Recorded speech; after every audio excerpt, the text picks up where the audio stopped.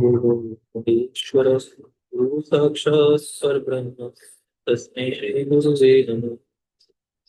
त्वमेव माता च पिता त्वमेव त्वमेव बन्धुः सखा त्वमेव त्वमेव विद्या द्रविणं त्वमेव त्वमेव सर्वं जीव। ब्रह्मा जी बोले ब्रह्मा जी बोले, ऐसा कहकर उस महेश्वरी देवी ने नाना प्रकार के दुष्ट पदार्थों से पुनः अपने उस पुत्र का पूजन किया। हे विप्र, तब गिरिजा की कृपा से क्षण मात्र में देवताओं को तथा विशेषकर शिव लोगों को शांति प्राप्त हुई। उसी समय इंद्र आदि देवता प्रसन्नता से शिव जी की स्तुति करके उन्हें प्रसन्न कर भक्ति युक्त होकर पार्वती जी के पास ले गए। शिव को ले जाने के अनंतर उन देवताओं ने तीनों लोक के सुख के लिए महेश्वरी के उस पुत्र को शिव की गोद में बिठा दिया। शिव जी ने भी उस बालक के सिर पर अपना कर कमल रखकर देवगणों से यह वचन कहा, यह मेरा दूसरा पुत्र है। तब गणेश जी ने भी उठकर भगवान शिव को, देवी पार्वती को, मुझे, विष्णु जी को प्रणाम करके सबके सामने खड़े होकर नारद आदि सभी ऋषियों से कहा, आप लोग मेरे अपराध को क्षमा करें। मनुष्य में मान ऐसा ही होता है। तब मैं यानी ब्रह्मा, विष्णु तथा भगवान शंकर, इन तीनों देवताओं ने एक साथ ही उस बालक को प्रेम पूर्वक उत्तम वर प्रदान करते हुए कहा, इस प्रकार हम तीनों श्रेष्ठ देवता तीनों लोकों में पूज्य हैं। उसी प्रकार ये गणेश भी सभी के द्वारा पूजे जाएं। हम लोग प्राकृत मौलिक देवता हैं, उसी प्रकार ये भी प्राकृत हैं। गणेश विघ्नों का हरण करने वाले तथा सभी कामनाओं का फल प्रदान करने वाले हैं। पहले इनकी पूजा करके बाद में मनुष्य हम लोगों की पूजा करें।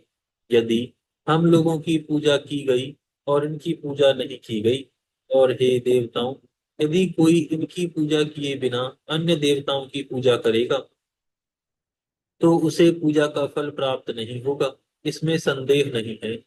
ब्रह्मा जी बोले, ऐसा कहकर शिव जी ने अनेक प्रकार की वस्तुओं से गणेश जी की पूजा की। उसके बाद विष्णु जी के द्वारा भी वे पूजित हुए। तदनंतर मैंने एवं देवी पार्वती ने उनकी पूजा की और देवगणों ने भी बड़े आदर के साथ उनका पूजन किया। उसी स्थान पर ब्रह्मा, विष्णु एवं शिव ने एक साथ मिलकर देवी पार्वती की प्रसन्नता हेतु उन गणेश जी को सर्वाध्यक्ष शब्द से संबोधित किया। इसके बाद शिव जी ने प्रसन्न मन से उन गणेश जी को लोक में सदा सुख देने वाले अनेक वर दिए। शिव जी बोले, हे पार्वती पुत्र, मैं तुम्हारे ऊपर प्रसन्न हूँ, इसमें संदेह नहीं है। मेरे संतुष्ट रहने पर जगत संतुष्ट हो जाता है, कोई भी विरुद्ध नहीं हो सकता। तुम बालक रूप से हो और शक्ति के महापराक्रमी एवं परम तेजस्वी पुत्र हो, इसीलिए सर्वदा सुखी रहो। हे बालक, विघ्नों के नष्ट करने में तुम्हारा नाम सर्वश्रेष्ठ होगा। आज से तुम मेरे संपूर्ण गणों के अध्यक्ष एवं सबके पूजनीय होंगे। इस प्रकार कहकर शंकर जी ने गणेश जी को उनकी अनेक पूजा विधि बतलाकर उसी क्षण उन्हें अनेक आश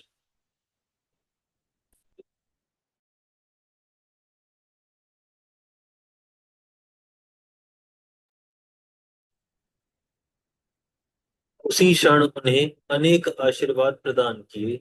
उसके बाद देवताओं एवं अप्सराओं ने प्रसन्न होकर अनेक प्रकार के गीत, वाद्य और नृत्य किए। इसके बाद कल्याणकारी महात्मा शंकर ने प्रसन्न होकर उन गणेश जी को पुनः वर प्रदान किया। हे गणेश्वर, तुम भाद्रपद मास में कृष्ण पक्ष की चतुर्थी को शुभ चंद्रोदय काल में उत्पन्न हुए हो और रात्रि के प्रथम प्रहर में गिरिजा के चित्त से तुम्हारा रूप आविर्भूत हुआ है। इसीलिए उसी दिन तुम्हारा उत्तम व्रत होगा। उसी दिन से आरंभ कर उसी तिथि को सभी सिद्धियों के लिए मनुष्य को प्रसन्नता पूर्वक इस सुंदर व्रत का अनुष्ठान करना चाहिए। एक वर्ष में जब भाद्र मास के कृष्ण पक्ष की चतुर्थी तिथि पुनः आए, तब तक वर्ष पर्यंत तुम्हारे व्रत को मेरी आज्ञा से करना चाहिए। जो लोग इस संसार में अनेक प्रकार के अतुल सुख चाहते हैं, वे प्रत्येक चतुर्थी के दिन विधि पूर्वक तुम्हारी पूजा करें। मार्गशीर्ष के महीने में रमा नामक जो चतुर्थी होती है, उस दिन प्रातःकाल स्नान कर व्रत के लिए ब्राह्मणों से निवेदन करें, कृपा से पूजन करें तथा उपवास करें। रात्रि का प्रथम प्रहर उपस्थित होने पर स्नान करके मनुष्य को गणेश जी का पूजन करना चाहिए।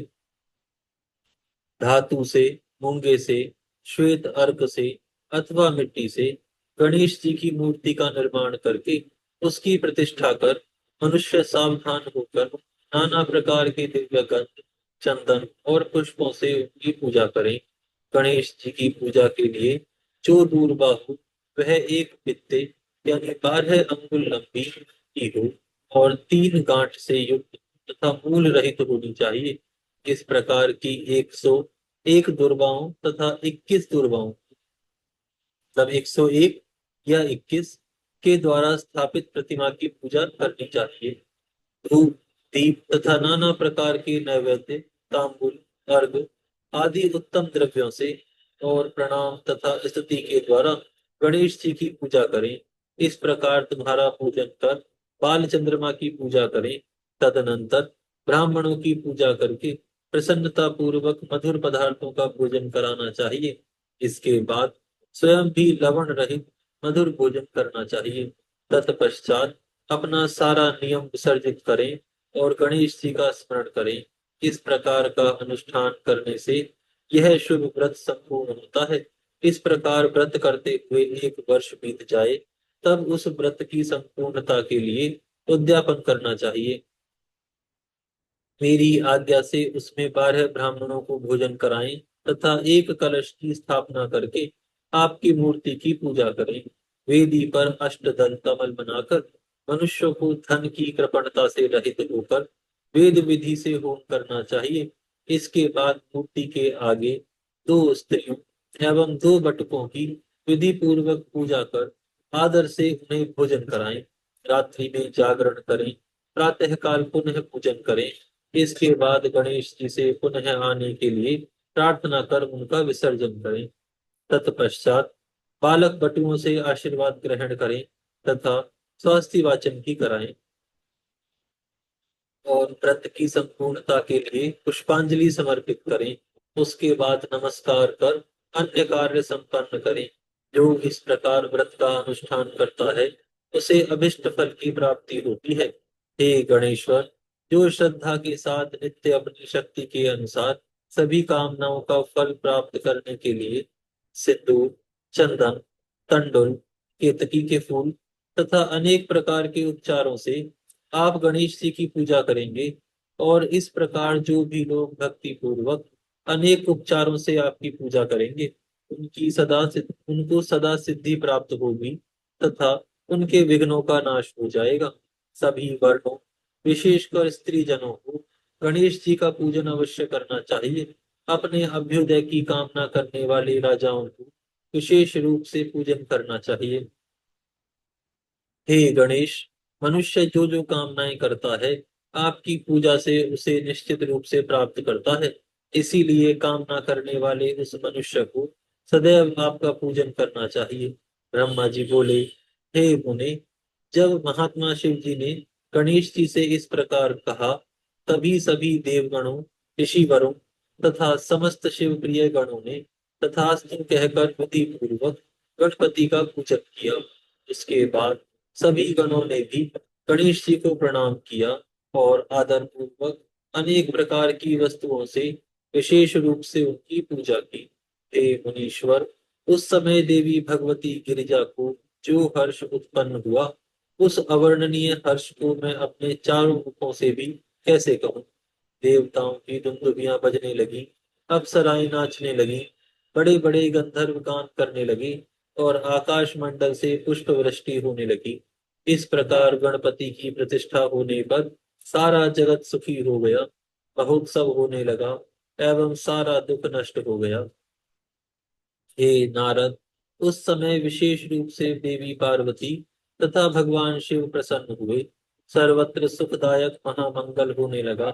उस समय समस्त देवता एवं ऋषिगण जो सभी वहां आए हुए थे, वे शिव जी की आज्ञा से देवी भगवती पार्वती तथा गणेश जी की बारंबार प्रशंसा करते हुए, शिव की स्तुति करते हुए तथा वह युद्ध कैसा था उसका वर्णन करते हुए चले गए।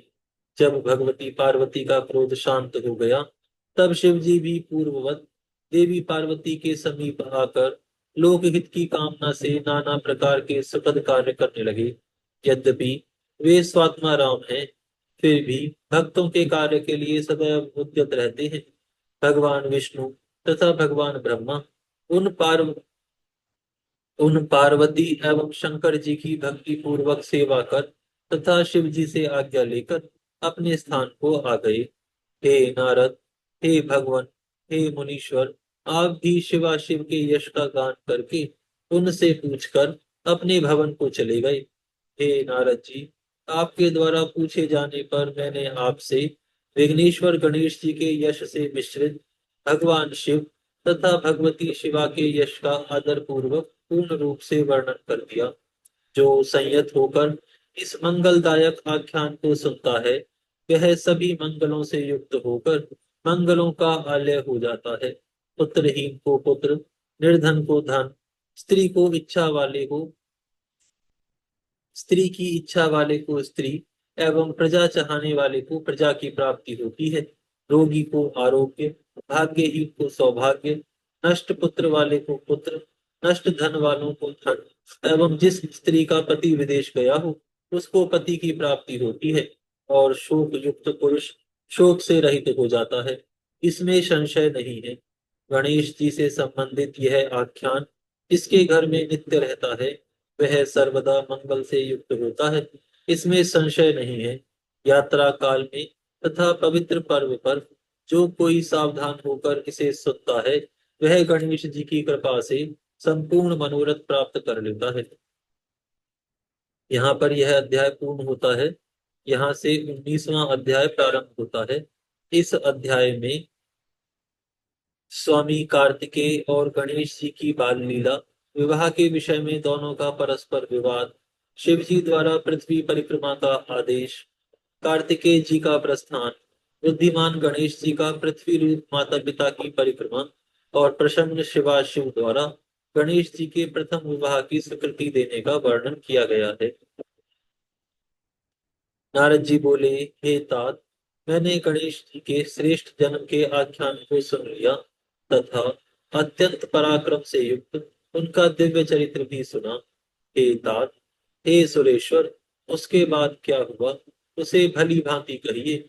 यह आख्यान शिवा और शिव के यश से परिपूर्ण तथा महान आनंद देने वाला है।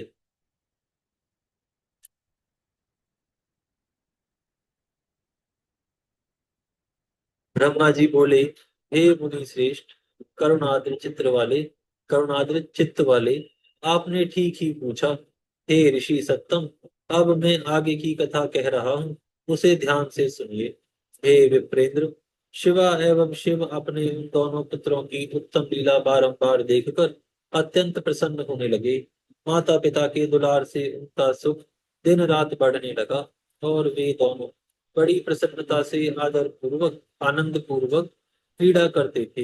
हे मुनीश्वर, वे दोनों पुत्र महान भक्ति से युक्त होकर माता पिता की सेवा करते थे। क्षण मुख कार्तिकेय तथा गणेश जी के प्रति माता पिता का अधिक स्नेह शुक्ल पक्ष के चंद्रमा के समान सदा बढ़ने लगा।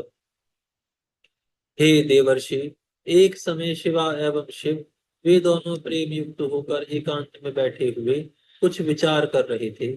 शिवा शिव बोले, अब हमारे ये पुत्र विवाह के योग्य हो गए हैं, अतः इन दोनों का शुभ विवाह कैसे किया जाए। जिस प्रकार षणमुख प्रिय है, उसी प्रकार गणेश जी भी प्रिय हैं। इस प्रकार की चिंता में पड़े हुए वे दोनों लीला का आनंद लेने लगे। हे मुने, अपने माता पिता का यह विचार जानकर वे दोनों पुत्र उनकी इच्छा से विवाह के लिए लालायित हुए थे। मैं पहले विवाह करूंगा। इस प्रकार बारंबार कहते हुए दोनों आपस में विवाद करने लगे।